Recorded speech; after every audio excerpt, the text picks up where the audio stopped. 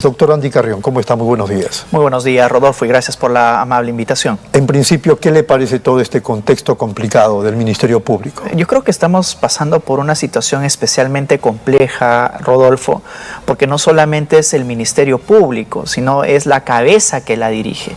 Hemos tenido hace días la noticia, por ejemplo, de la inhabilitación de algunos fiscales, entre ellos el fiscal Rafael Vela, por ejemplo, por una sanción impuesta por la Autoridad de Control del Ministerio Público, y ahora tenemos en la picota de la noticia nada menos que la existencia de una supuesta organización criminal que la lideraría nada menos que la fiscal de la Nación con alguno de sus asistentes más connotados que tuvieron durante estos meses de gestión de la fiscal de la Nación.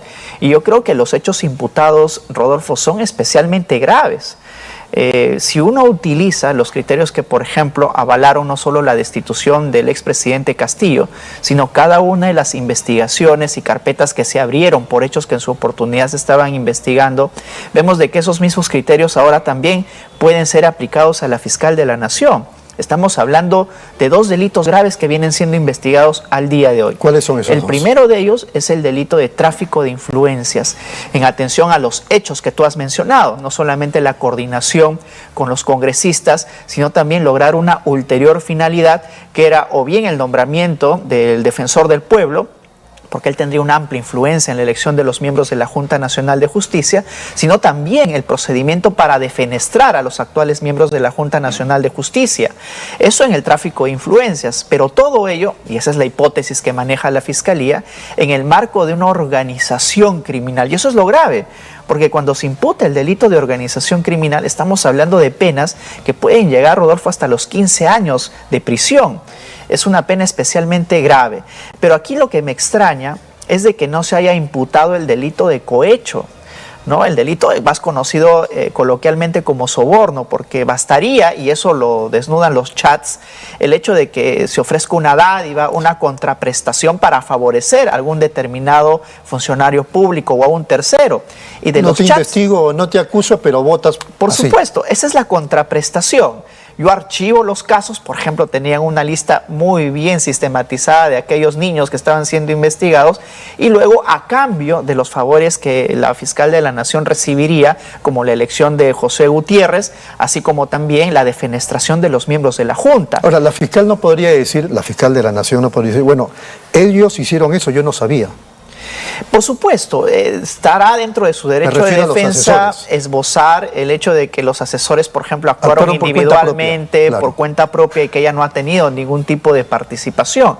Pero yo creo que más bien recién se está abriendo la caja de Pandora, Rodolfo, porque tenemos a Jaime Villanueva, que ha sido detenido preliminarmente por el plazo de 10 días, y es en el plazo de esa detención preliminar donde realmente los detenidos empiezan a colaborar con la justicia. Y yo creo que recién estamos comenzando la trama que la Fiscalía está investigando, porque habría que ver qué declaran al respecto los principales involucrados, como Jaime Villanueva. Y un detalle más, esta madrugada, por extrañas circunstancias, entre comillas, también la sacan de las investigaciones a la fiscal Marita Barreto y destituye, si cabe el término, la fiscal de la Nación, justamente a su asesor Jaime Villanueva Barreto. Ya sabía lo que se le venía. Mira, Rodolfo, esto, hablando en términos procesales, es obstrucción a la justicia.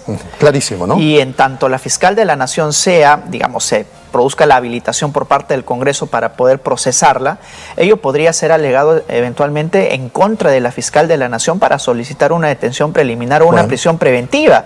Tú no puedes destituir a alguien que te esté investigando. Así es. Y encima, clarísimo para usted y para mí. Yo no sé si para el ingeniero Richard Arce, a quien lo tenemos en contacto. Ingeniero, ¿qué tal? ¿Cómo está? Muy buenos días. Lo tenemos a Richard Arce. Lugar con Nativa. ¿Qué tal? ¿Cómo está, Richard? ¿Qué impresión tiene de este contexto, de esta dificultad nueva que tenemos los peruanos? Un escándalo de proporciones, evidentemente. Parecía que la maldad se había enquistado en el poder, no solamente en el Congreso, veíamos en el Ministerio Público, inclusive en el Ejecutivo, cuando destituyen al Procurador General de la República. Y nos sentíamos impotentes porque parecía que tenían todo el control y podían hacer lo que se les venga en gana.